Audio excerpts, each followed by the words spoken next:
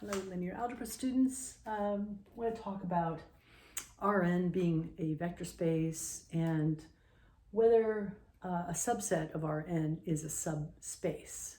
Okay, some examples, right? But first, let's just state, like the book does, that Rn is a vector space. Now, by Rn, what do I mean? I mean Rn with a vector addition defined here.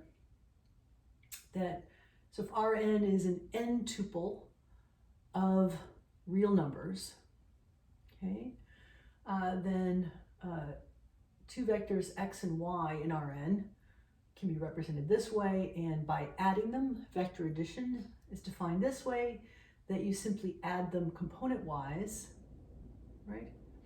Then since each of these xi plus yi's are also real numbers, because x and I and yi were, and R is a field, so it has all those field axioms, then that gives you that the vector defined as x plus y, that's a new vector, is also in Rn. So it's closed under vector addition if we define vector addition in this way. Also, for any scalar in the field, so you'll notice that Rn's field is a copy of R itself, all the real numbers you're used to. So if you take any scalar in the field, a scalar times a vector here will be defined as follows. You simply distribute the alpha through and multiply through by all the xi real numbers in there, okay? All of them. So since each of the alpha xi are real numbers because alpha is and xi is, then alpha x is also falls back into Rn. So Rn is closed under scalar multiplication. Does it have a zero vector? Yes, so just take zeros in every single component, and you can prove that it acts as a additive identity. Does it have a scalar multiplicative identity? Yes, the one that's in R works fine as R is a field, right? So we are going to assume Rn is a vector space for any n. R1, you think of as a real number line. R2, a copy of it is a plane, like this whiteboard. And R3 would be an example of it. We could coordinatize this room that I'm standing in and make it into use it as a demonstration of a three-dimensional space. Except I didn't say that because we haven't defined that word yet. So R3 could be modeled by this room. Let's put it that way. All right, so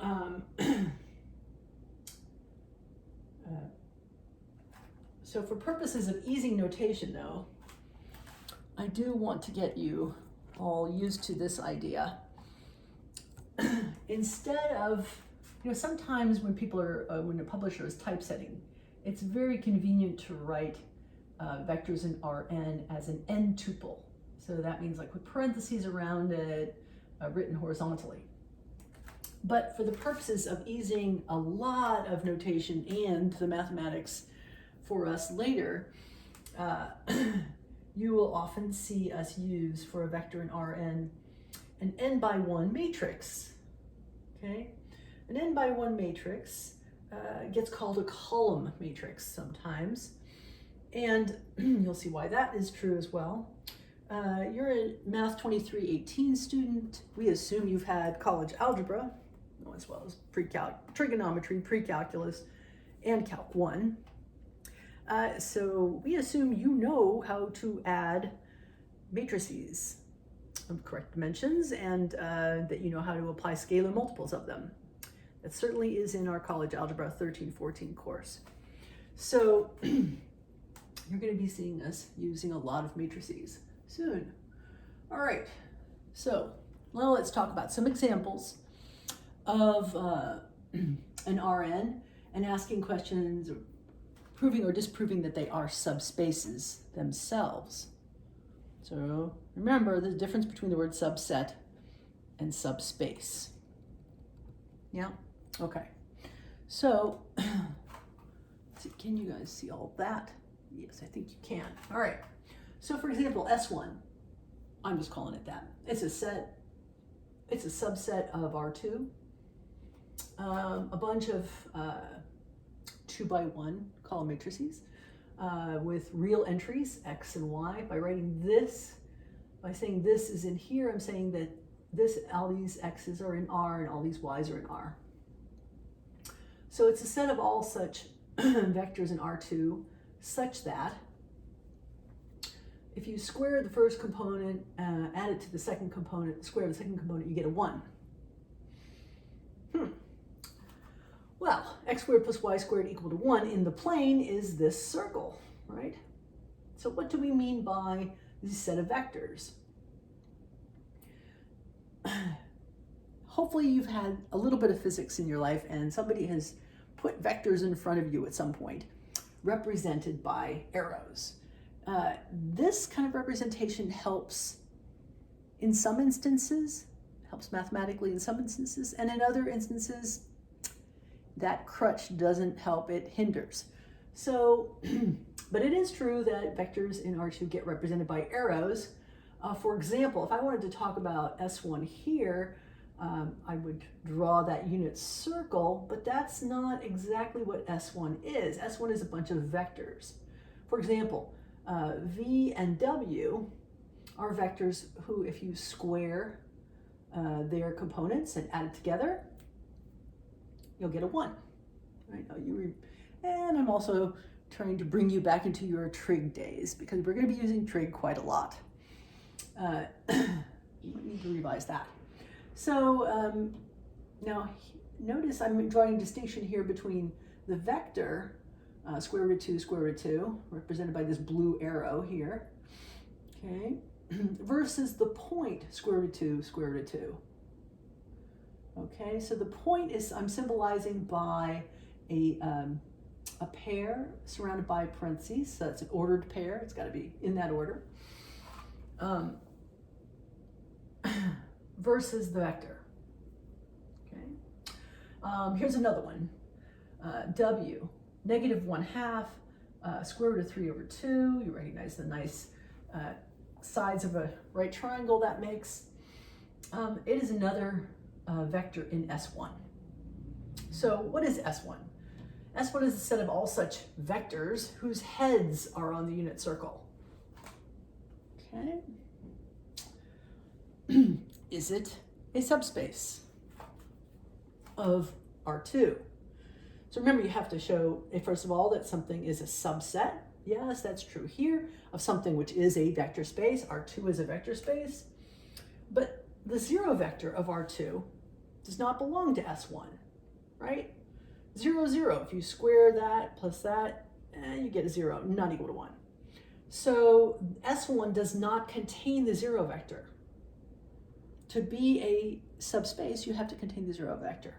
So this one, you now remember, when you're disproving a statement, if somebody said S1 is a subspace, to disprove something, if you can come up with one counterexample, then it's done. That generalization they've made, that S1 is a subspace, gone. You've disproved it with a counterexample. That does not mean that you are allowed to prove something by prove a positive assertion by coming up with one example. That is not a proof. Okay, so only when you're disproving things does one example work, and in fact, it's kind of like the best way of disproving something, coming up with an example that cuts right to the chase. So, how about, well, let's see, let's add the 0 vector in. In other words, let's fill in that circle. Let's look at this disk. The set of all x with components x, y, such x squared plus y squared is less than or equal to 1. We've got the 0 vector in there now, right? 0 squared plus 0 squared is equal to 0, and that's less than or equal to 1. So we've got the 0 vector in there, but even though this vector v is still in here, right? Because square root of 2 over square root of 2, each of those squared, recall this nice little trick. Remember, square root of 2 over 2 is what we got after rationalizing 1 over the square root of 2, right? And this one is certainly easier to square than that one. So certainly v is in D2 because a half, this thing squared is a half plus a half is equal to 1, and that's less than or equal to 1. So v is in there, but here's a scalar multiple of it that is not. The scalar that's out front could possibly be any real number. So for example, the number 5. 5 times that vector, and remember what you would have done in your you've had Calc 3, you've certainly been through this already, but 5 times v1 would be a vector that starts, would be represented by a vector that starts here, but whose line segment, that vector, excuse me, that arrow would be 5 times the length of this one. Okay? Certainly not in D2. Okay? Or you could just show it, right, computationally right here. This is equal to, if you square it, is 25 over 2. Add to it another 25 over 2. Oh, you've just got 25. Definitely not less than or equal to 1. So D2 is not a subspace of R2. Okay. So next I'm going to talk about subsets of Rn that are always subspaces.